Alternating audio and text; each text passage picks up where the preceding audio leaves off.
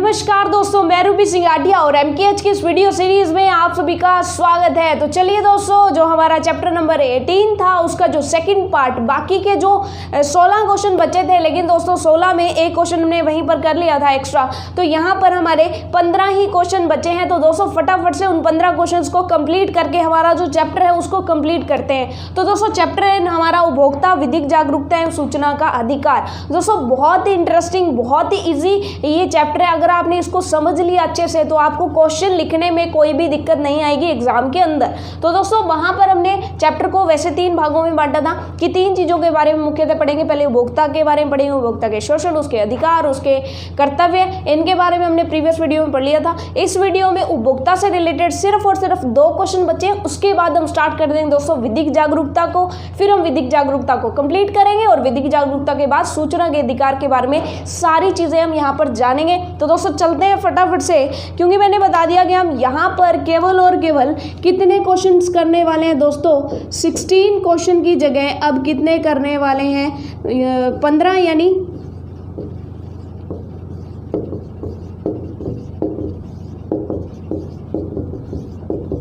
तो चलिए दोस्तों, जैसे जैसे हमारे क्वेश्चंस होते जाएंगे वैसे हम इनको क्रॉस करते जाएंगे और चलते हैं फटाफट से। छोटे छोटे क्वेश्चन है, प्रीवियस वीडियो में थोड़े बड़े क्वेश्चन हमने पहले कर लिए, तो हमारे को फायदा ये होगा कि अब बहुत छोटे छोटे क्वेश्चन यहाँ पर आएंगे। तो चलते हैं दोस्तों, फर्स्ट क्वेश्चन आपके सामने, स्टार्ट करते हैं फटाफट से फर्स्ट क्वेश्चन।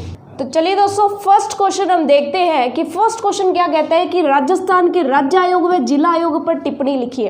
तो दोस्तों इसमें सिंपल सी चीज़ है कि जैसे हमने पढ़ा था उपभोक्ता संरक्षण 1986, तो उपभोक्ता संरक्षण 1986 ने क्या कहा था कि विवाद का, अगर उपभोक्ता का कोई विवाद होता है तो उसका निपटारा करने के लिए 3 स्तर बनाए थे। एक तो राष्ट्रीय स्तर था, एक राज्य स्तर पर था और एक जिला स्तर पर था। तो वहाँ पर हमने बात की थी हर्जाने के अनुसार उनको बांटा गया था। तो उसके तहत जो शक्तियां दी गई थी कि प्रत्येक राज्य अपने राज्य स्तर पर एक आयोग बनाए और अपने जो भी जिले हैं उन जिलों के अंदर जो है आयोग बनाए। तो उसी के द्वारा जो शक्तियां दी गई, उसी शक्ति के तहत दोस्तों राजस्थान ने क्या किया दोस्तों, इसने राजस्थान राज्य उपभोक्ता संरक्षण अधिनियम 1987 पारित किया। यानी 1986 का जो अधिनियम है राष्ट्र स्तर पर पारित हुआ और 1987 में, क्योंकि उसने कहा कि प्रत्येक राज्य को करना है, तो इसके तहत 1987 में भी हमने अपना राजस्थान राज्य उपभोक्ता संरक्षण अधिनियम भी पारित कर दिया। इस अधिनियम के तहत दोस्तों राजस्थान राज्य के अंतर्गत जो भी शिकायत या विवाद के निपटारे होंगे वो 2 स्तर पर होंगे, यानी राज्य के अंदर 2 स्तर पर होंगे, राष्ट्रीय स्तर पर तीसरा हो सकता है। पहला स्तर हमने कहा कि जिला फोरम होगा और दूसरा स्तर होगा दोस्तों राज्य आयोग। तो यहाँ पर हम पढ़ते हैं कि राज्य आयोग के अंतर्गत क्या क्या चीज़ें होती है, कहाँ उसका मुख्यालय है, कैसे वो काम करता है, और फिर हम जिला फॉर्म के बारे में जानकारी प्राप्त करते हैं। तो यही हमारा क्वेश्चन है। आपको समझ में आ गया कि क्यों हमने राजस्थान में राज्य आयोग और जिला आयोग बनाया। तो दोस्तों राजस्थान में राज्य आयोग का कार्यालय जयपुर में है। यानी अगर आपको राजस्थान स्तर पर, राज्य स्तर पर अगर आपको शिकायत करनी है तो आपको कहाँ जाना पड़ेगा, जयपुर जाना पड़ेगा। राज्य आयोग के कार्य दिवस व कार्यालय समय वही होंगे जो राज्य सरकार के होते हैं। तो अन्य जो भी राज्य सरकार के जो ऑफिस खुलते हैं उसी समय पर हमारे राज्य आयोग का ऑफिस खुला करेगा, और कार्य दिवस यानी किस दिन छुट्टी होगी, किस दिन कार्य किया जाएगा, वो भी किसके अनुसार होगा, जैसे जैसे राज्य सरकार में काम होता है वैसे ही यहाँ पर होगा।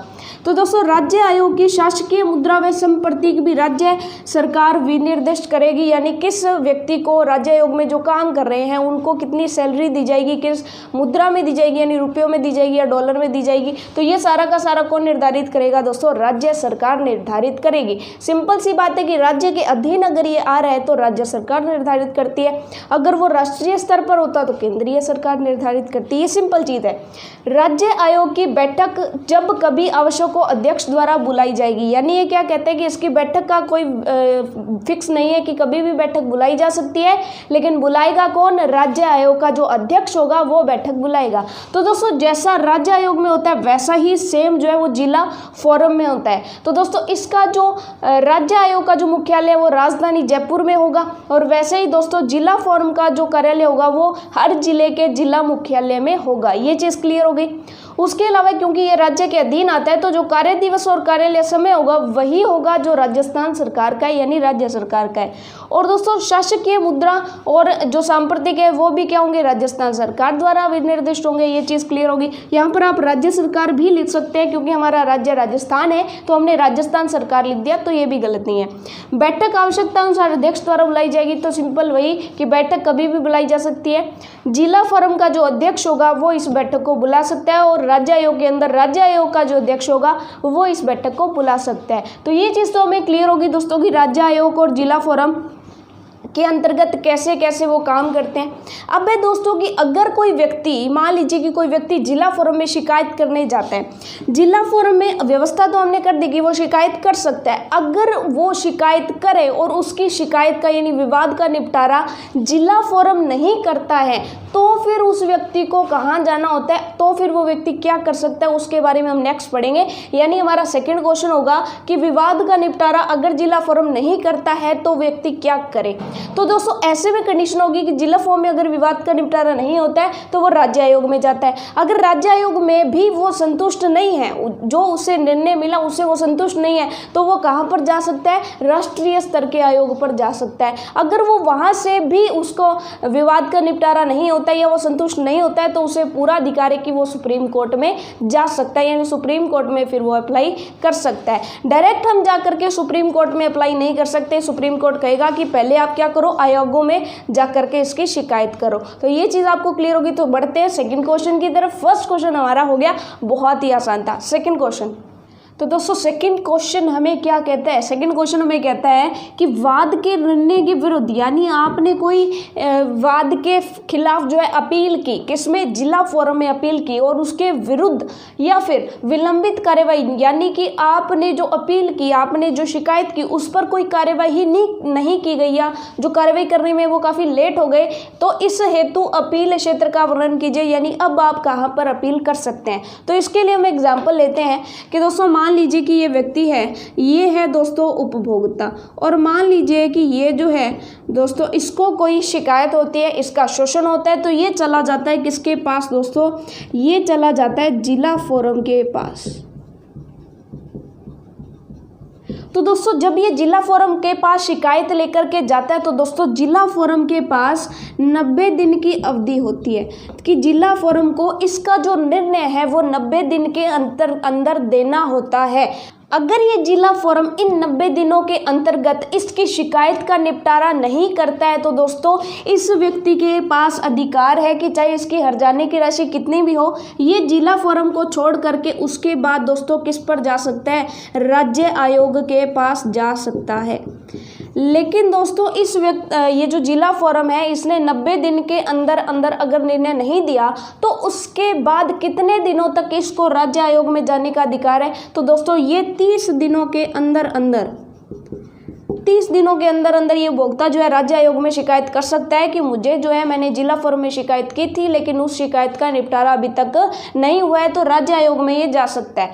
और दोस्तों अगर जिला फोरम 90 दिन के अंदर मान लीजिए कि इसके जो है निर्णय इसको दे देती है, मान लीजिए कि इसको जो है ये निर्णय दे देती है, और ये निर्णय जिस तारीख को देती है, जिस डे को देती है, मान लीजिए कि इस निर्णय से ही उपभोक्ता संतुष्ट नहीं है, ये कहता है कि जिला फोरम ने मेरे साथ न्याय नहीं किया, तो जिस डे को इसने निर्णय दिया था उस डे से लेकर के अगले 30 दिनों तक ये उपभोक्ता जो है राज्य आयोग के पास जा सकता है। अगर इस डे के बाद 30 दिन के बाद अगर ये जाना चाहे तो राज्य उपभोक्ता संरक्षण आयोग जो है इसकी एक बात नहीं सुनेगा। उसको कहा गया था कि इस डे के यानी जिस दिन निर्णय दिया है या फिर जिस दिन 90 दिन पूरे हो रहे यानी इन्होंने शिकायत का निपटारा नहीं किया तो उस दिन से 30 दिनों तक ये राज्य आयोग में जा सकता है। ये चीज़ आपको क्लियर हो गई कि जिला फोरम को तो 90 दिन दिए जाते हैं कि या तो आप इसका निर्णय कीजिए। अगर वो निर्णय कर देते हैं और उपभोक्ता को फिर भी शिकायत होती है तो वो राज्य आयोग में जाएगा, या फिर जिला फोरम जो उसकी शिकायत का निपटारा ही नहीं करता तब वो जिला फोरम को छोड़ करके राज्य आयोग के पास जाएगा। तो ये कंडीशन हमने यहाँ लिखी है कि जिला फोरम द्वारा 90 दिन की अवधि में निर्णय नहीं देने या फिर दिए गए निर्णय से उपभोक्ता के संतुष्ट न होने पर वह जो उपभोक्ता है जिला फोरम के निर्णय के विरुद्ध इस निर्णय के विरुद्ध राज्य उपभोक्ता संरक्षण आयोग में अपील कर सकता है। लेकिन अपील करने की अवधि जो होगी दोस्तों 30 दिवस तक रहेगी, यानी जिस दिन इसने निर्णय लिया उससे 30 दिन, या फिर इसके जिस दिन 90 दिन पूरे हो गए, इन्होंने मान लीजिए कि दो ही कंडीशन है, या तो ये शिकायत का जो निर्णय है वो ना दे तो 90 दिन जिस दिन पूरे होंगे उससे 30 दिन के अंतर्गत आपको अंदर आपको कहाँ पर जाना है दोस्तों, राज्य आयोग पर जाना होगा। अगर राज्य आयोग से भी आप संतुष्ट नहीं है तो सेम वही तरीका, यानी राज्य आयोग आपकी शिकायत या तो सुन नहीं रहा है, 90 दिनों हो गए हैं, या फिर वो उसके निर्णय से आप संतुष्ट नहीं हैं, तो आप आगे कहाँ पर जा सकते हैं, आप दोस्तों राष्ट्रीय उपभोक्ता संरक्षण आयोग में जा सकते हैं। तो सिंपल सी चीज की राज्य आयोग के निर्णय के विरुद्ध कहाँ पर अपील की जा सकती है, राष्ट्रीय आयोग में अपील की जा सकती है।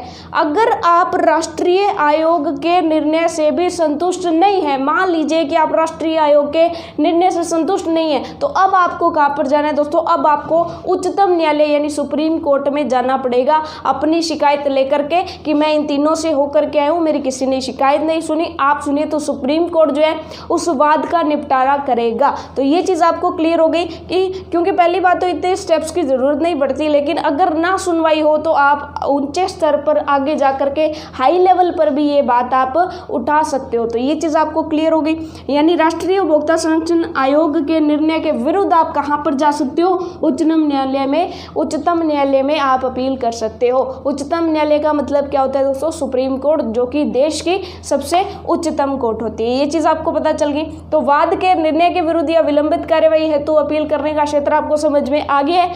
तो दोस्तों फर्स्ट और सेकंड क्वेश्चन यानी दो ही क्वेश्चन हमारे उपभोक्ता के ऊपर बचे थे, वो हमने कंप्लीट कर लिए हैं। अब हम चलते हैं विधिक जागरूकता की तरफ। तो थर्ड क्वेश्चन अब विधिक जागरूकता को लेकर के विधिक जागरूकता वाला पार्ट हम फटाफट से कंप्लीट करते हैं। अब दोस्तों विधिक जागरूकता के बारे में हम पढ़ रहे थे। विधिक जागरूकता क्या होती है दोस्तों, कि विधि के बारे में यानी कानून के बारे में या नई जो योजनाएं चलाई जा रही हैं सरकार के बारे में, उनका लोगों को कैसे पता चले, तो इसके तहत कुछ कार्यक्रम चलाए जाते हैं। एक संस्था होती है विधिक सेवा प्राधिकरण। विधिक सेवा प्राधिकरण है दोस्तों, जो कि काम करती है कि कोई अगर नया कानून लाया गया या कानून में कोई संशोधन लाया गया या कोई जन कल्याणकारी सेवा लाई गई है, तो उसका जो फायदा है वो नॉर्मल लोगों तक यानी आम जनता तक कैसे पहुंचेगा। अगर लोगों को उनका पता होगा तो कोई भी उनका शोषण नहीं कर सकता, कोई उनके ऊपर अत्याचार ना हो, उनके साथ कोई अपराध ना हो। तो इसके लिए विधिक सेवा प्राधिकरण जो है दोस्तों वो क्या करता है, तरह तरह के कार्यक्रम चलाता है और लोगों को कानून की जानकारी देता है कि आपको ये अधिकार है, ये अधिकारों में आपके जो है चेंजेस किए गए हैं। तो इन सभी की जानकारी जो देता है दोस्तों, कौन देता है, विधिक सेवा प्राधिकरण। और इसकी शुरुआत कब हुई दोस्तों, इसकी शुरुआत हुई फ्रांस में हुई थी वैसे तो सबसे पहले, लेकिन दोस्तों उसके बाद जो है भारत के अंदर विधिक सेवा अधिनियम 1987 लाया गया था। सबसे पहले 1987 में विधिक सेवा अधिनियम लाया गया था, जिसके तहत दोस्तों वैसे ये प्रभावी जो हुआ था 1995 को हुआ था, 1995 में। और हमने प्रीवियस वीडियो में ये पढ़ा भी था कि राष्ट्रीय विधिक सेवा दिवस कब मनाया जाता है। हमने पढ़ा था कि 5 नवंबर को मनाया जाता है। तो दोस्तों 5 नवंबर 1995 को ये काम प्रभावी हुआ था, यानी शुरुआत हुई थी इसकी। लेकिन वैसे ये अधिनियम पारित हो गया था 1987 के अंदर ही, जिसका काम क्या था कि विधि की जागरूकता किस तक पहुंचाई जाए, आम लोगों तक पहुंचाई जाए। तो विधिक जागरूकता का मतलब क्या है कि सरकार जो भी योजनाएं चलाती हैं उनकी जानकारी किसके पास पहुंचाना, देश की जनता के पास पहुंचाना। और ये काम कौन करता है दोस्तों, विधिक सेवा प्राधिकरण करता है। ये चीज हमें क्लियर होगी। लेकिन क्वेश्चन क्या है दोस्तों, क्वेश्चन ये है कि विधिक सेवा अधिनियम 1987 के तहत विधिक सेवा प्राधिकरण के कितने स्तर हैं। तो दोस्तों विधिक सेवा प्राधिकरण जो है उसके भी कई स्तर हैं और ये कई स्तरों में काम करते हैं। जैसे इसके कई स्तर हैं कि विधि की जो सेवा करेगा यानी विधिक सेवा यानी विधि के बारे में जो बताएगा उसे विधिक सेवा कहा जाएगा। और विधिक सेवा प्राधिकरण जो है यानी वो संस्था होगी जो उसके बारे में बताएगी। ये चीज आपको क्लियर होगी।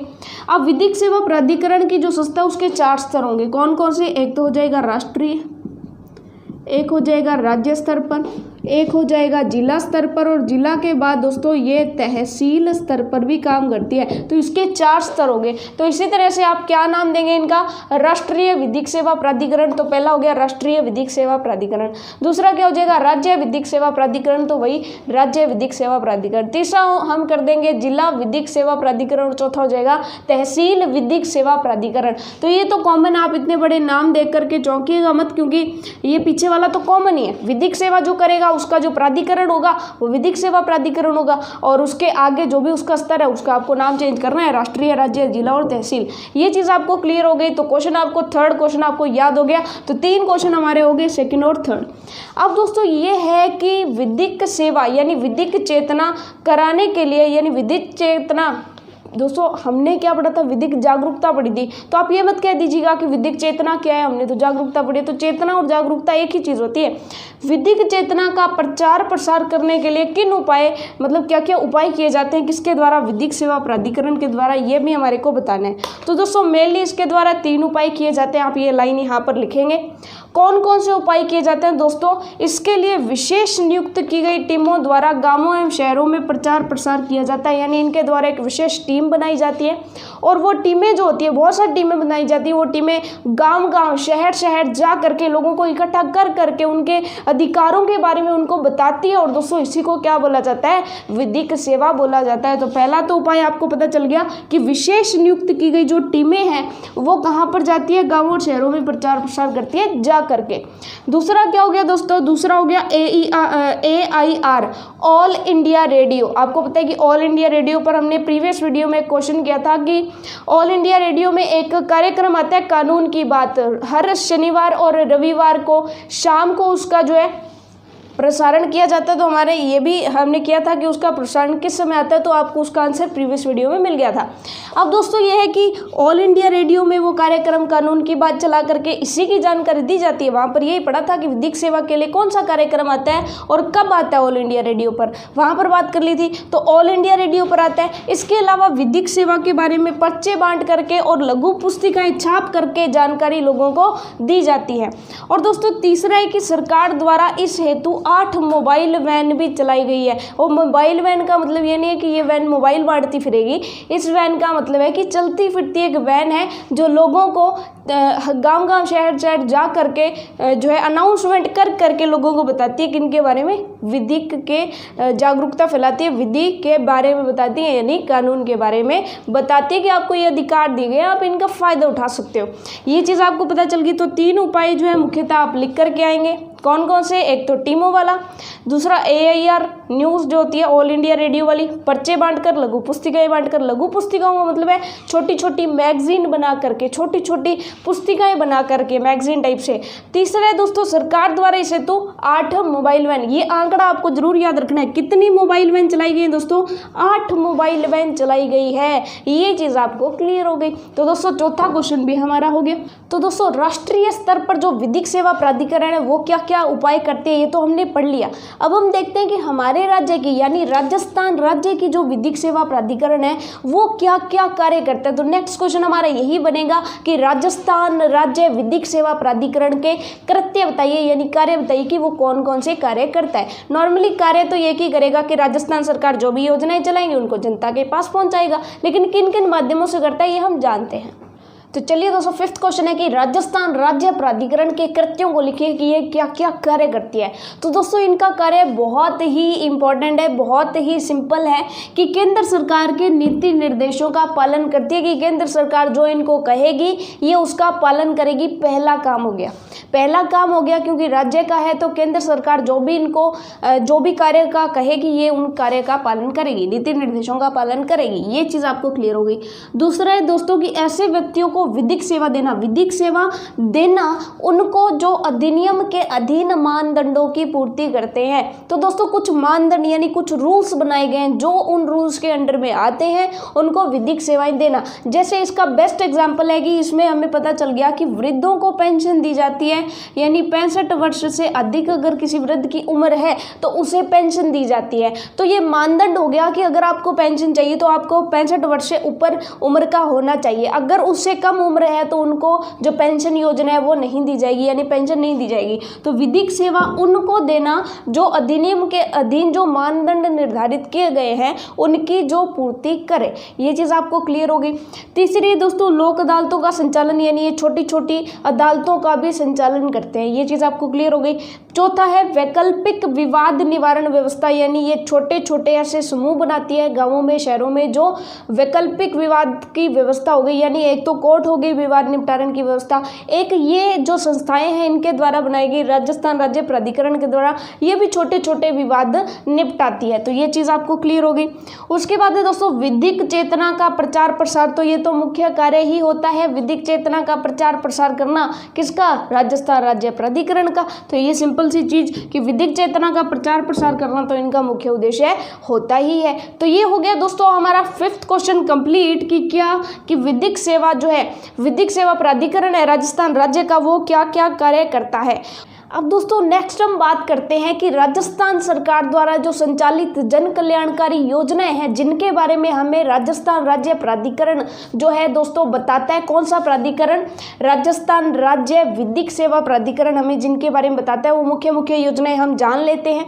उसके बाद दोस्तों उनमें से जो 1-2 इंपॉर्टेंट योजनाएं होंगी उनके बारे में हम और डीप से पढ़ लेंगे कि उनमें होता क्या है, हमें क्या क्या लाभ दिए जाते हैं और वो लाभ किन किन को प्राप्त होते हैं। तो ये सारी की सारी चीज़ें बहुत इंपॉर्टेंट दोस्तों, आपकी बुक में बहुत ही अच्छे से इनका विवरण है। तो चलिए हम अब आगे पढ़ते हैं। चलिए दोस्तों नेक्स्ट हमारा है 6th क्वेश्चन। बहुत ही इंटरेस्टिंग क्वेश्चन हमारे पास रहने वाला है दोस्तों, क्योंकि हमें इससे कई नई जानकारियां मिलने वाली हैं। तो दोस्तों पहली जानकारी क्या है कि राजस्थान राज्य द्वारा संचालित प्रमुख लाभकारी नियम व योजनाएं लिखिए। यानी कि हमारे को कुछ योजनाएं तो दी ही गई है, इसके अलावा कुछ नियम भी हैं जो राजस्थान सरकार ने चलाए हैं। तो दोस्तों वो नियम और जो योजनाएं चलाई गई हैं उनके बारे में पढ़ते हैं। तो दोस्तों पहली जो योजना है दोस्तों वो है दुर्घटना मृत्यु पर सहायता।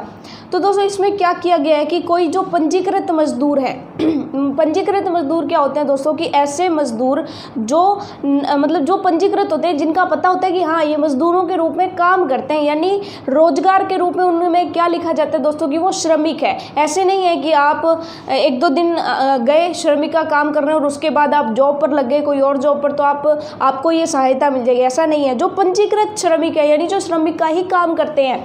तो दोस्तों दुर्घटना मृत्यु पर सहायता मिलती है कि जो मजदूर है कौन से? पंजीकृत मजदूर, यानी पंजीकृत जो श्रमिक है, श्रमिक का काम जो करते हैं दोस्तों उनको क्या दिया जाता है कि अगर उनकी दुर्घटना पर मृत्यु हो जाती है, अगर किसी दुर्घटना में उनकी मृत्यु हो जाती है तो मृत्यु होने पर उनके परिवार वालों को दोस्तों 5 लाख रुपए की सहायता दी जाती है और इसको क्या बोला जाता है दोस्तों? दुर्घटना मृत्यु पर सहायता। तो ये हो गई पहली योजना। दूसरी योजना है दोस्तों चिकित्सा अनुदान राशि योजना। यही जो पंजीकृत श्रमिक है, यही जो पंजीकृत श्रमिक है जो कि गैर संगठित क्षेत्रों में काम करते हैं। अब यहाँ पर 2 शब्द आए, पंजीकृत श्रमिक का तो हमें पता चल गया कि जो श्रमिक रूप में पंजीकृत है यानी श्रमिक का ही काम जो करते हैं। अब है कि संगठित या गैर संगठित। तो दोस्तों संगठित होते हैं, संगठित क्षेत्र होते हैं जिसमें कोई हम संघ बना करके या कोई कंपनी बना करके काम करते हैं। और दोस्तों गैर संगठित होता है कि हम व्यक्तिगत यानी कि दिहाड़ी मजदूरी करने वाले जो लोग होते हैं वो गैर संगठित होते हैं। वो कहीं भी उनको कहीं पर भी अगर काम मिल जाता है तो वो वहीं पर काम कर लेते हैं। तो इस तरह से जो गैर संगठित क्षेत्र में काम करने वाले मजदूर होते हैं, यानी एक तरह से हम ये कह सकते हैं कि दिहाड़ी मजदूरी करने वाले, टुटवा काम करने वाले जो मजदूर होते हैं उन्हें दोस्तों ये चिकित्सा अनुदान राशि दी जाती है। उसमें क्या होता है दोस्तों कि उन्हें इलाज के लिए 1 लाख रुपए तक की सहायता दी जाती है। इलाज के लिए 1 लाख रुपए की सहायता। दोनों की दोनों योजनाएं किसके लिए है दोस्तों? ध्यान से सुनिएगा, गैर संगठित क्षेत्र में काम करने वाले, यानी संगठित नहीं होना चाहिए, गैर संगठित क्षेत्र में काम करने वाले पंजीकृत मजदूरों को या पंजीकृत श्रमिकों को ये राशि दी जाती है। ये चीज़ आपको क्लियर हो गई। दूसरी चीज़ आपको क्लियर होगी। तीसरी है दोस्तों निर्माण श्रमिकों के बच्चों को छात्रवृत्ति। अब इसमें क्या है दोस्तों कि निर्माण श्रमिक जो भी होते हैं, यानी जो श्रमिक जो निर्माण कार्य करते हैं, घर बनाते हैं, बिल्डिंग्स बनाते हैं, तो ऐसे जो मजदूर होते हैं उनके बच्चे जो स्कूलों में पढ़ रहे होते हैं उनको कुछ छात्रवृत्तियाँ दी जाती हैं। तो ये तीसरी योजना हो गई। चौथी योजना दोस्तों, चौथी योजना है प्रसूति सहायता योजना। और यही हमारा नेक्स्ट क्वेश्चन रहेगा, क्वेश्चन नंबर 6 के बाद क्वेश्चन नंबर 7। क्वेश्चन नंबर 7 क्या है कि प्रसूति सहायता योजना पर टिप्पणी लिखिए। इसमें क्या होता है कि यह एक महिला हितकारी योजना है। ये जो योजना है किसके लिए दोस्तों, महिलाओं के लाभ के लिए, महिलाओं के हित के लिए है। उसमें क्या किया जाता है दोस्तों कि जिसमें 2 प्रसव के लिए प्रति प्रसव में 6,000 रुपये की प्रसूति सहायता राशि दी जाती है। यानी जब महिला के बच्चे का जन्म होता है तो उसके समय, जन्म के समय उसे 6,000 रुपये दिए जाते हैं, लेकिन 2 बच्चों के जन्म पर दिए जाते हैं। यानी अगर तीसरे बच्चे का जन्म होता है तो तीसरी बार नहीं दिए जाएंगे, केवल और केवल 2 बार दी जाएंगे। और कितनी राशि दी जाएगी, 6,000 रुपये दी जाएगी, ताकि उनका जो खर्च है वो उठाया जा सके। तो ये चीज़ आपको क्लियर हो गई। प्रसूति सहायता योजना, प्रसूति सहायता योजना हमें क्लियर होगी। उसके बाद है दोस्तों राजस्थान विश्वकर्मा और गैर संगठित कामगार अंशदायी योजना। इसमें क्या होता है दोस्तों कि जो गैर संगठित कामगार होते हैं, यानी ये वाले जो श्रमिक होते हैं, उनको दोस्तों क्या किया जाता है, ये सिर्फ आप समझ रहे हैं। अगर क्वेश्चन आ जाए तो सिर्फ आपको इतना ही लिखना है। क्वेश्चन अगर आता है तो आपको सिर्फ और सिर्फ ब्लू कलर से जो आपको दिख रहा है वही आंसर है। ये हम और आगे टीम में इसलिए समझ रहे हैं ताकि आपके माइंड में बैठ जाए कि कौन कौन सी योजना क्या क्या है। नहीं तो आपके माइंड में क्वेश्चन ही आता रहेगा कि ये योजना क्या है, प्रसूति सहायता योजना क्या है। जो मुख्य होंगे उनको अलग क्वेश्चन बना करके हम पढ़ लेंगे, ठीक है। आगे चलते हैं। राजस्थान विश्वकर्मा गैर संगठित कामगार अंशदायी योजना। इसमें क्या होता है दोस्तों, मजदूरों को जब वो काम करने से हट जाते हैं, यानी बूढ़े हो जाते हैं, तब उनको पेंशन दी जाती है। ये चीज़ क्लियर हो गई। नेक्स्ट है दोस्तों मातृत्व लाभ योजना, मातृत्व लाभ अधिनियम। अब दोस्तों मातृत्व लाभ अधिनियम, मातृ यानी माता, यानी क्या होता है दोस्तों कि जब कोई मजदूर माता होती है, यानी कोई पंजीकृत मजदूर महिला है, लेकिन जो मजदूर महिला या श्रमिक महिला है वो कौन होनी चाहिए दोस्तों, पंजीकृत होनी चाहिए। यानी कि उसका नाम आना चाहिए श्रमिकों की लिस्ट में कि ये जो है श्रमिक है। ये चीज़ क्लियर हो गई। उसको मातृत्व लाभ दिया जाता है, यानी जब उसके बच्चे का जन्म होता है तो दोस्तों बच्चे के जन्म से पहले 6 सप्ताह और बच्चे के जन्म के बाद के जो 6 सप्ताह होते हैं तब तक ये छुट्टी ले सकती है। और दोस्तों छुट्टी के साथ साथ ये जहाँ पर भी काम कर रही है उसको वेतन भी मिलता है, यानी वेतन सहित अवकाश ले सकती है। यानी ऐसा नहीं है कि अवकाश, तो सिंपल सी बात है अवकाश तो लेंगे, अवकाश लेते हैं तो उसकी जो तनख्वाह है वो कटती है। लेकिन दोस्तों इनको जो है इस अधिनियम के तहत, मातृत्व लाभ अधिनियम के तहत, इनकी जो महिलाओं की जो सैलरी है वो कहाँ से आती है, सरकार से आती है। यानी इनको जो अवकाश है वो पैसों के साथ मिलता है, यानी इन्हें जो पैसे, इन्हें जो तनख्वाह पहले दी जा रही थी वो अब भी दी जाएगी। ये चीज़ आपको क्लियर हो गई। तो ये दोस्तों बिल्कुल वैसे ही है जैसे गवर्नमेंट सेक्टर में होता है कि जो टीचिंग, मान लीजिए कि कोई महिला है और वो 2nd ग्रेड या थर्ड ग्रेड टीचर है तो वो अवकाश ले लेती है, ठीक है, और उसे सैलरी भी मिलती है। किसकी वजह से, क्योंकि उनके क्या होता है दोस्तों मातृत्व अवकाश जो है वो चल रहा होता है। उसके बाद है दोस्तों 7वां है कर्मचारी निधि योजना। ये है दोस्तों फ्यूचर फंड। अब कर्मचारियों का फ्यूचर फंड क्या होता है, इसको जो है EPF भी कहते हैं, यानी एम्प्लॉय प्रोविडेंट फंड। ये क्या होता है दोस्तों कि जब आप किसी कंपनी में या आप कहीं भी जॉब कर रहे हैं, तो दोस्तों क्या होता है कि आपका जो तनख्वाह होती है उसका कुछ हिस्सा जो है वो कटता रहता है। लास्ट में जब भी आप रिटायर होते हैं तब आपको इकट्ठा दिया जाता है। ये चीज़ समझ में आ गई, सारा का सारा पैसा। तो ये जो है दोस्तों यही है कर्मचारी निधि योजना, तो ये चलाई गई है। अब कर्मचारी निधि योजना के अंतर्गत क्या होता है दोस्तों कि कर्मचारियों का बीमा होता है, उन्हें फ्यूचर फंड मिलता है। तो चलिए दोस्तों ये तो हो गई योजनाएं जो सरकार द्वारा चलाई जा रही है। अब 8th की बात करते हैं दोस्तों। 8th है बाल विवाह प्रतिषेध अधिनियम।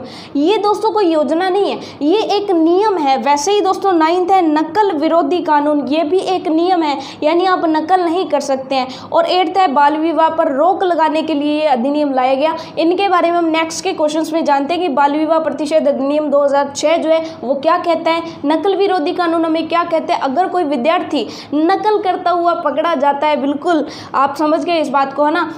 तो हम जानते हैं दोस्तों कि अगर कोई विद्यार्थी नकल करते हुए पकड़ा जाता है तो उसे 3 साल की सज़ा होती है। इसलिए बोला जाता है कि नकल नहीं करनी है, हमें सारा कुछ पढ़ करके जाना है, ठीक है। तो इसलिए हमें सावधान रहना है, हमें नकल ना तो करनी है ना करवानी है। यानी नकल विरोधी कानून हमें क्या कहता है कि अगर कोई विद्यार्थी नकल करते हुए पकड़ा जाता है तो उसे एक तो स्कूल से निष्कासित किया जाता है, यानी स्कूल से निकाला जाता है, और दूसरा है कि उसे 3 साल की सज़ा भी होती है। तो इसके लिए आप सावधान रहिएगा, ठीक है। है। अब इनके बारे में दोस्तों बाल विवाह प्रतिषेध अधिनियम 2006 जो है वो क्या कहता है, वो कहते हैं कि बाल विवाह पर रोक है अगर किसी जो भी उनकी एज निर्धारित की गई है महिला एवं पुरुष की जो अलग अलग एज है वो हम आगे क्वेश्चन में पढ़ेंगे, तो उससे कम उम्र के जो बच्चे हैं उनकी शादी नहीं करवाई जा सकती है। तो अब आगे हम कुछ जो इम्पोर्टेंट है उनके बारे में पढ़ते हैं। जैसे दोस्तों इनमें से जो इम्पोर्टेंट है प्रसूति सहायता योजना, इसका हमने एक क्वेश्चन कर लिया। उसके बाद दोस्तों नेक्स्ट जो हमारे इंपॉर्टेंट रहने वाले हैं वो है बाल विवाह प्रतिषेध अधिनियम, इसके बारे में हम पढ़ेंगे।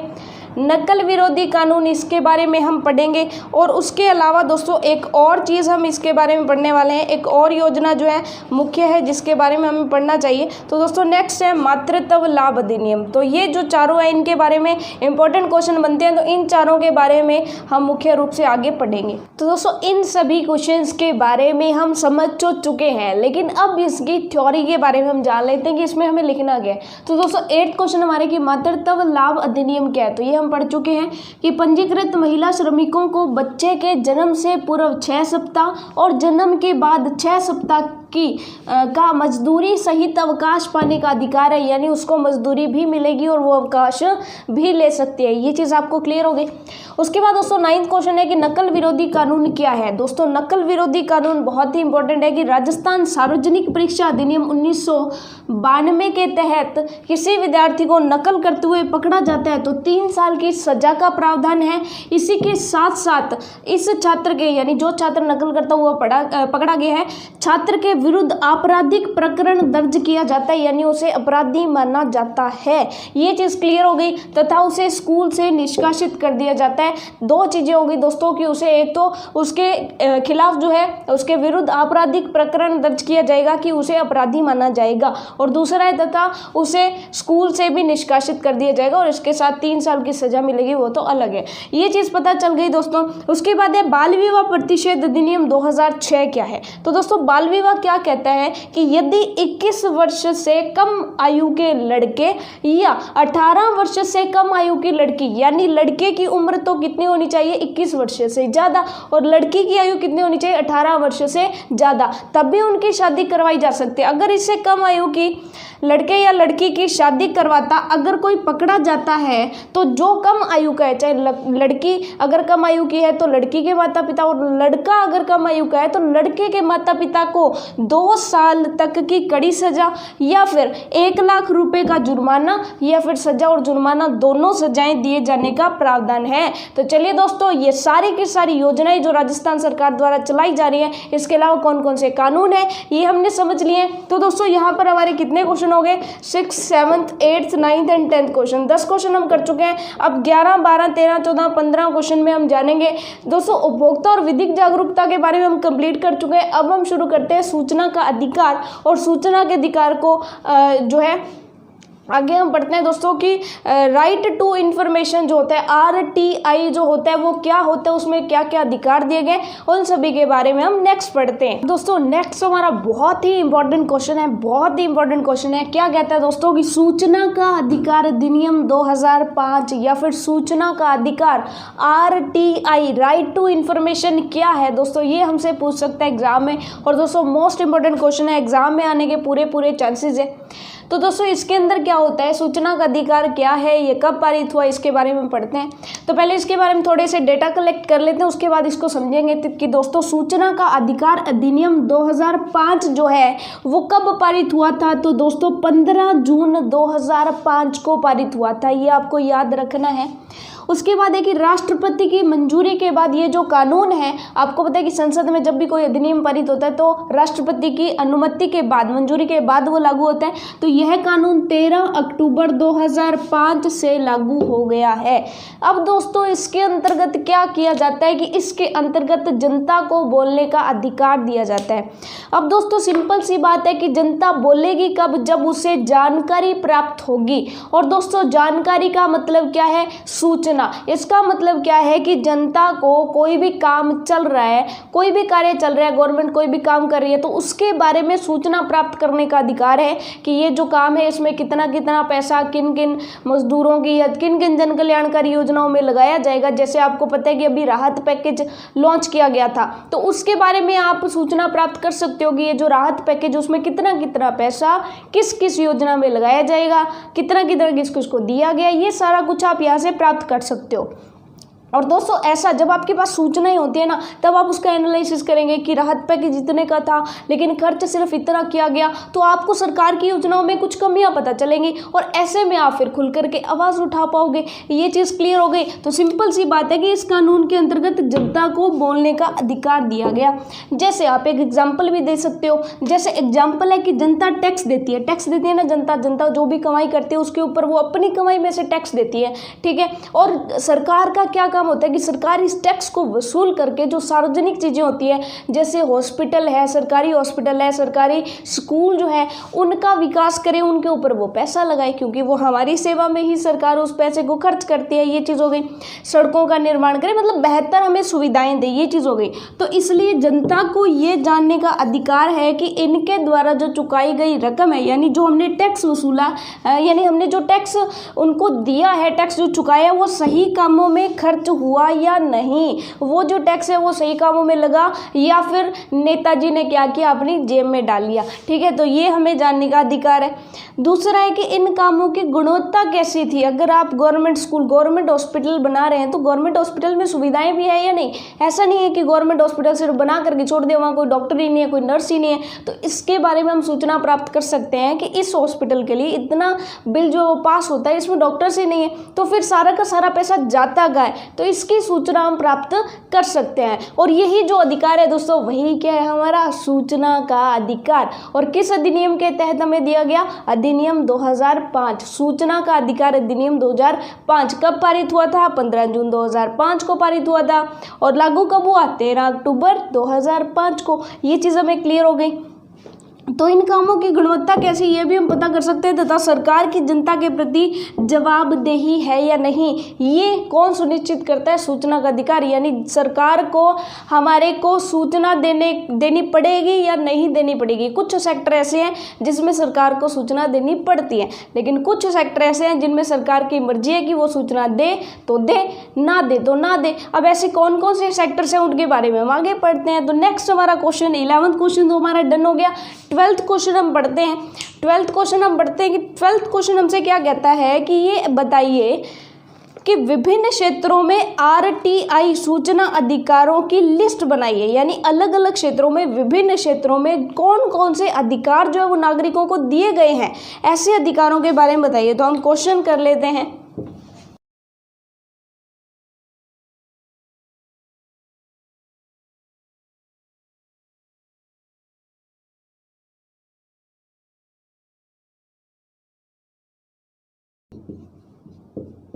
विभिन्न क्षेत्रों में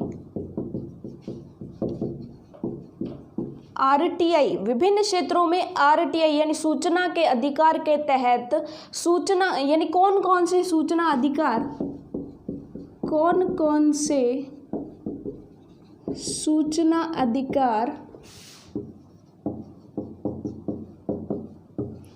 नागरिकों को दिए गए हैं।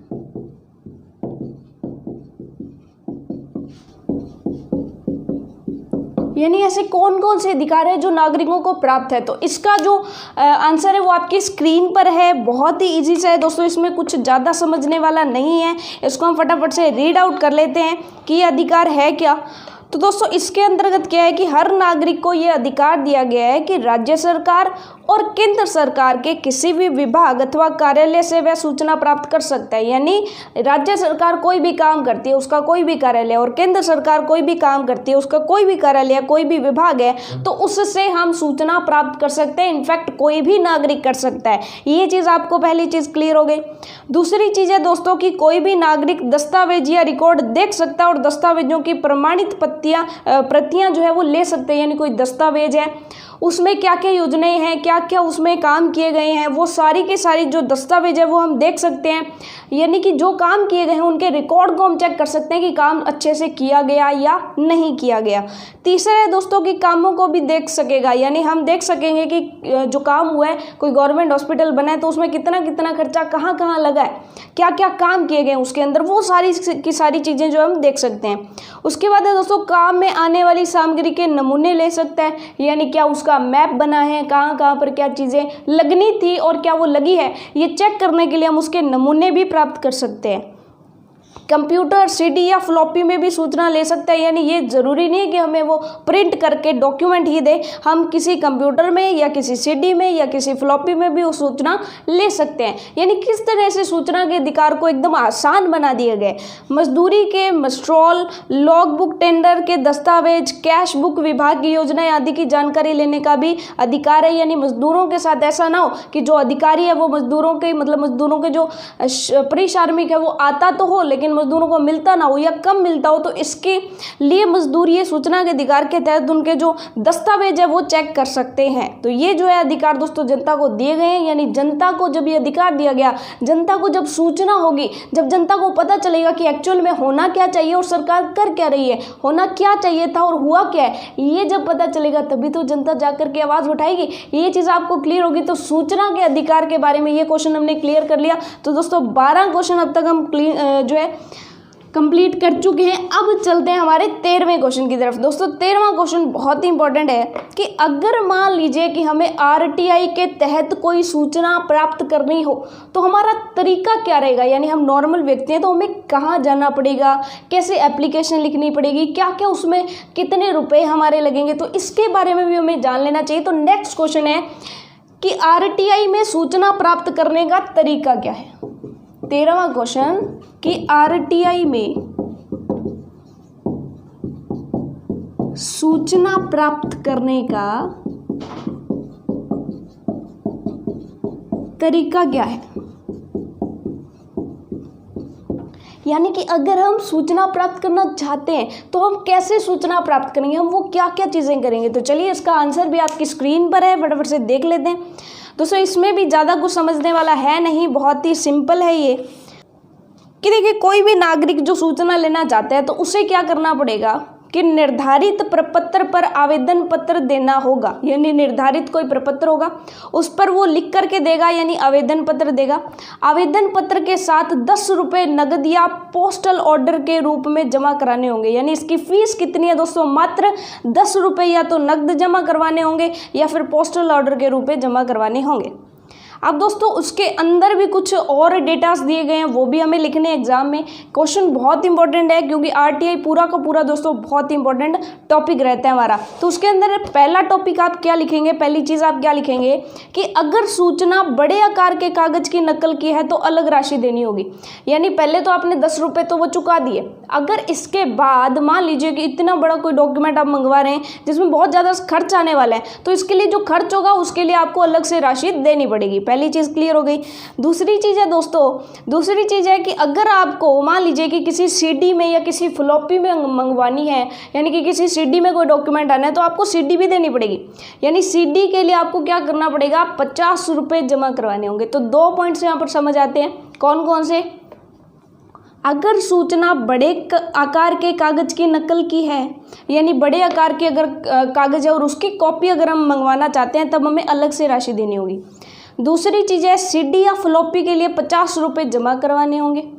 तीसरा है दोस्तों फोटोकॉपी 2 रुपये प्रति पृष्ठ की दर से देने होंगे। यानी सारा खर्चा हमारा लगेगा, ऐसा नहीं कि कोई व्यक्ति सूचना के अधिकार का यूज़ करके सरकार का अधिक खर्चा बढ़ा दे या फिर क्या करे कि सरकार को नुकसान नहीं पहुंचा सकता है। ठीक है, इस ऐसे में जब देखिए सिंपल सी बात है कि जब हमारा खर्च लगेगा तो जो बहुत ज़रूरी सूचनाएं वही हम मांगे ना।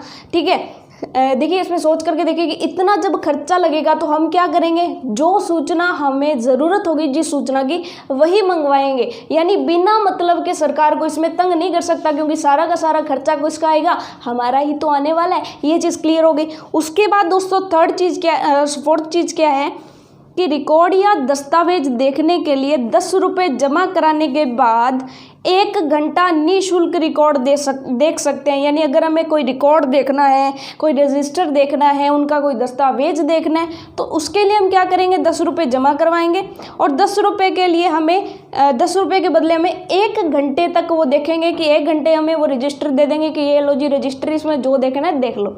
आपने उसको देख लिया और उसके बाद हर 15 मिनट या उससे कम समय के लिए आपको 5 रुपये देने होंगे। यानी 5 रुपये दो, आप कह रहे हो कि नहीं जी मैंने रजिस्टर अच्छे से अध्ययन नहीं किया, मुझे 15 मिनट और चाहिए, तो आपको और 5 रुपये देने पड़ेंगे और 5 रुपये दे करके आप 15 मिनट और ले सकते हो। ये चीज़ क्लियर होगी। उसके बाद दोस्तों पांचवा क्या है, पांचवा टॉपिक हमें क्या कहता है, पांचवा पॉइंट हमें क्या कहता है कि आवेदन के 30 दिवस के अंदर सूचना प्राप्त कर सकेगा। यानी आपने जिस दिन आवेदन किया उसके 30 दिन के अंतर्गत अंदर आपके पास सूचना आएगी। ये चीज़ आपको क्लियर हो गई।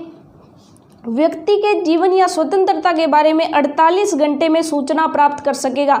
यानी कोई व्यक्ति जीवन है या मुर्दा है, मान लीजिए कि किसी की कस्टडी में कोई व्यक्ति है, तो ऐसे में यानी गवर्नमेंट के अंडर में कोई व्यक्ति जो है रखा जा रहा है, तो वैसे में व्यक्ति जीवित है या मर गया, या स्वतंत्रता उसकी क्या, यानी कि वो स्वतंत्र है या नहीं, इसके बारे में अगर कोई सूचना प्राप्त करनी है तो उनकी मजबूरी है कि उन्हें 48 घंटे के अंदर हमें सूचना देनी पड़ेगी। तो दोस्तों ये 6 के 6 पॉइंट आपको क्लियर हो गए। अगर इस गिवन समय अवधि यानी जो समय अवधि आपको बताई गई है उस समय अवधि के अंदर आपको सूचना नहीं दी जाती है, तो इसका मतलब ये माना जाएगा कि उनका साफ इनकार है जी, वो कह रहे हैं कि हम सूचना नहीं देंगे। तो अगर वो सूचना नहीं देते हैं, मान लीजिए हमने किसी विभाग से सूचना मांगी और वो सूचना नहीं देते हैं, तो ऐसे में उन पर क्या जुर्माना लगाया जाएगा और हम उससे ऐसे में क्या स्टेप उठाएंगे, वो हम आगे बढ़ते हैं। तो दोस्तों नेक्स्ट हमारा सेकंड लास्ट क्वेश्चन है कि सूचना नहीं देने पर जुर्माना, पेनल्टी या अपील की क्या प्रावधान है। तो दोस्तों इसको थोड़ा सा समझ लेते हैं कि मान लीजिए कि किसी व्यक्ति को किसी विभाग की कोई जानकारी RTI से प्राप्त करनी है, यानी राइट टू इन्फॉर्मेशन, सूचना के अधिकार से प्राप्त करनी है। तो दोस्तों इसको थोड़ा सा ध्यान से समझिएगा कि ये मान लो ये विभाग है, तो दोस्तों हर विभाग में, चाहे कोई भी विभाग है, हर विभाग में एक लोक सूचना अधिकारी जरूर होता है। चाहे कोई भी विभाग हो, उस विभाग में कोई एक अधिकारी जो होता है वो लोक सूचना अधिकारी के रूप में नियुक्त होता है। अब हम क्या करेंगे कि RTI के तहत ये जो व्यक्ति होगा ये इस सूचना अधिकारी के पास जाएगा। ये कौन सा है दोस्तों, ये है लोक सूचना अधिकारी।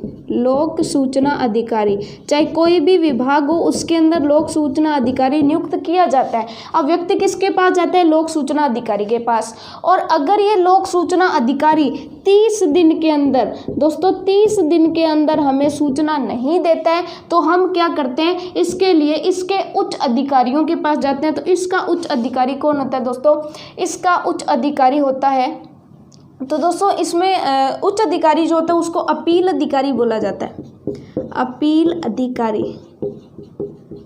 तो यानी पहले हम लोक सूचना अधिकारी के पास जाते हैं जो कि प्रत्येक विभाग में होता ही होता है। अब उसके ऊपर एक उच्च अधिकारी और होता है, अगर ये नहीं सूचना देता है तो हम उसके पास अपील करते हैं। तो प्रथम अपील किसको कर दी जाती है दोस्तों, अपील अधिकारी को कर दी जाती है। तो इसके लिए हम क्या करते हैं, पहले जो भी विभाग है उनके लोक सूचना अधिकारियों के बारे में जान लेते हैं। तो दोस्तों अलग अलग आपके सामने स्क्रीन पर है सूचना अधिकारी की। ग्राम पंचायत में सचिव या ग्राम सेवक जो होता है वो सूचना अधिकारी होता है। पंचायत समिति में जो विकास अधिकारी होता है वही सूचना अधिकारी होता है। जिला परिषद में मुख्य कार्यकारी अधिकारी जो होता है वो सूचना अधिकारी होता है।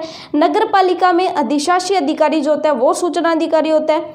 राज्य सरकार द्वारा सहायता प्राप्त संस्था में मुख्य कार्यकारी अधिकारी जो होता है वो सूचना अधिकारी का काम करता है। विश्वविद्यालय में जो कुल सचिव होता है दोस्तों वही सूचना अधिकारी होता है। सरकारी विभाग में विभागाध्यक्ष के अधीन वरिष्ठतम अधिकारी जो होता है वो सूचना अधिकारी होता है। और ऐसे ही शासन सचिवालय में सचिव प्रशासन सुधार विभाग जो होता है वो दोस्तों कौन होता है, लोक सूचना अधिकारी होता है। तो ये वैसे हमने ज़्यादा पढ़ लिया, आप 1-2 एग्जाम्पल दे सकते हो। तो लोक सूचना अधिकारी के बारे में पढ़ लिया। अब इसने भी हमारी मांग नहीं सुनी तो हम क्या करेंगे, 30 दिन के अंदर किसके अगर सूचना नहीं दी तो हम नेक्स्ट किसके पास अपील करेंगे, अपील अधिकारी के पास। तो दोस्तों ये जो लोक सूचना अधिकारी है इनके ऊपर कौन कौन से अपील अधिकारी हैं वो भी जान लेते हैं। तो दोस्तों ग्राम सेवक की अपील हम सरपंच को करते हैं, विकास अधिकारी की अपील प्रधान को करते हैं, अतिरिक्त कलेक्टर की जो अपील है वो दोस्तों जिला कलेक्टर को जो है की जाती है, यानी प्रथम अपील उनको की जाती है। ये चीज़ आपको क्लियर होगी। और दोस्तों अगर ये अपील अधिकारी भी हमें 30 दिन के अंदर अंदर सूचना नहीं देता है, अगर ये भी 30 दिन के अंदर अंदर हमारी जो अपील है उसकी सुनवाई नहीं करते हैं, तो हम क्या करते हैं दोस्तों, दूसरी अपील करते हैं राज्य सूचना आयोग के तहत। और राज्य सूचना आयोग जो है वो फिर हमारी शिकायत सुनता ही सुनता है और इनके खिलाफ जो है दोस्तों क्या करता है, कार्रवाई करता है। अब इनके खिलाफ कार्रवाई करता है और इन पर क्या लगाता है दोस्तों, जो लोक सूचना अधिकारी होता है उस पर जुर्माना लगाता है। और उस पर कितना जुर्माना लगाता है, उसको दोस्तों इस अधिकारी को देने पड़ेंगे। इस अधिकारी को आपको 250 रुपये प्रतिदिन देने पड़ते हैं। तो 250 रुपये प्रतिदिन देने पड़ेंगे और मैक्सिमम कितने देने पड़ेंगे दोस्तों, 25,000 रुपये तक वो देने का प्रावधान किया गया है। यानी प्रतिदिन 250 देते देते कितने रुपए पूरे करेगा वो, 25,000 रुपये पूरे करेगा। तो ये चीज़ आपको क्लियर होगी, यानी उतना जो है जुर्माना उसके ऊपर लग सकता है। तो चलिए फटाफट से इसको समझ लेते हैं।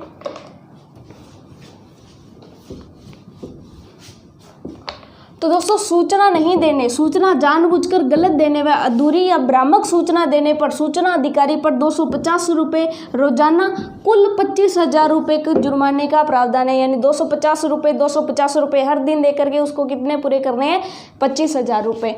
लोक सूचना अधिकारी से सूचना न मिलने पर, यानी 30 दिन के अंदर सूचना न मिलने पर उच्च अधिकारी के समक्ष प्रथम अपील की जाती है। अगर उच्च अधिकारी भी नहीं सुनता है तो उसके बाद दोस्तों अपील किसके बाद की जाती है, तो दोस्तों आप यहाँ पर लिखेंगे कि दूसरी अपील जो है, दूसरी अपील राज्य सूचना आयोग के पास की जाती है और ये आयोग फिर क्या करता है, इस पर पेनल्टी वगैरह लगाता है।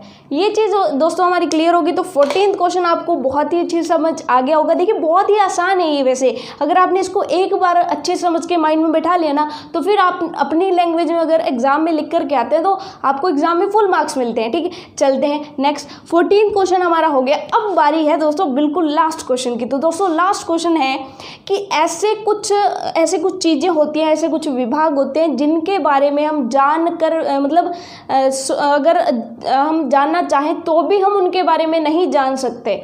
तो फिर हमारे पास ये क्वेश्चन आता है, क्वेश्चन नंबर 15 आता है कि ऐसे कौन से विभाग हैं जिनके अंदर हम आरटीआई के तहत सूचना नहीं प्राप्त कर सकते। यानी किन किन सूचनाओं को, यानी कौन कौन सी सूचनाओं को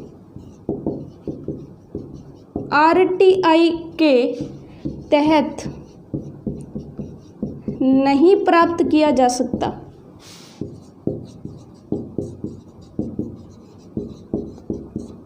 यानी ऐसी कौन सी सूचनाएं, तो दोस्तों सिंपल सी बात है कि जो रक्षा संबंधी सूचनाएं होती हैं कि हमारी जो मतलब जो फौजी है, टुकड़ी है, वो कहाँ कहाँ पर है, कितने कितने फौजी कहाँ पर है, ये इस तरह की जो रक्षा संबंधी जानकारी वो हम प्राप्त नहीं कर सकते, क्योंकि ये हमारे लिए नुकसानदेह हो सकते हैं। कि हो सकता है कोई इसका फ़ायदा उठा करके पड़ोसी देश को या इस तरह का कोई घोटालेबाजी ना हो जाए, यानी गद्दारी कोई न कर जाए, इसकी वजह से दोस्तों ये सूचनाएं नहीं दी जा सकती किसी को भी। तो इसलिए हमें यहाँ पर पढ़ना जरूरी है कि ऐसी कौन कौन सी सूचनाएं हैं जिसको आरटीआई के तहत प्राप्त नहीं किया जा सकता। तो दोस्तों इसका जो आंसर है वो आपकी स्क्रीन पर है। कौन कौन सी सूचनाएं हमें नहीं मिल सकती वो हम देख लेते हैं। तो पहला है दोस्तों कि राज्य की सुरक्षा संबंधी सूचना हमें नहीं दी जाएगी, यानी राज्य की सुरक्षा संबंधी जो जितने भी सूचनाएं वो हमें नहीं प्राप्त हो सकती। दूसरा है दोस्तों की सुरक्षा रणनीति, विज्ञान और आर्थिक मामलों की जो गोपनीय जानकारी होती है, यानी जो सीक्रेट्स होते हैं वो हमें नहीं बताई जा सकते, क्योंकि अगर वो सीक्रेट्स अगर हमें बता दिए गए तो दोस्तों कोई भी इनका गलत फायदा उठा सकता है, ये आप लोग समझ सकते हैं। तीसरा है दोस्तों कि विदेशों से प्राप्त गोपनीय सूचनाएं भी नहीं बताई जा सकती, जो सीक्रेट्स होते हैं वो नहीं बताई जा सकते, यानी कि वो आरटीआई के तहत हम ऐसे नहीं है कि इसका शिकायत कर देंगे कि हमें ये सूचना प्राप्त नहीं हो रही है। चौथा है जिससे न्यायालय, संसद या विधानसभा के अधिकार का हनन हो, ऐसी सूचनाएं नहीं बताई जा सकती। और पांचवा है दोस्तों की गुप्तचर ब्यूरो, सीमा सुरक्षा बल, अपराध या जिससे सुरक्षा को खतरा हो, ऐसी सूचनाएं हमें नहीं दी जा सकती। ये चीज आपको क्लियर हो गई कि ऐसी सूचनाएं जिनसे हमारी सुरक्षा को खतरा हो, यानी कि जिनसे हम सुरक्षित न रहें, ऐसी सूचनाएं नहीं दी जा सकती। तो ये चीज आपको क्लियर हो गई। तो होपफुली फ्रेंड्स 16 के 16 क्वेश्चंस जो है वो हमारे कंप्लीट हो गए, सॉरी 15 के 15 क्वेश्चन हमारे कंप्लीट हो गए। 16 क्वेश्चंस को हमने 15 क्वेश्चंस में कन्वर्ट कर दिया था। तो चलिए दोस्तों मिलते हैं नेक्स्ट वीडियो में एक नए इंटरेस्टिंग, और दोस्तों नेक्स्ट चैप्टर जो आएगा वो बहुत ही इंटरेस्टिंग रहने वाला है। तो मिलते हैं नेक्स्ट वीडियो में, तब तक के लिए all the best for your self studies.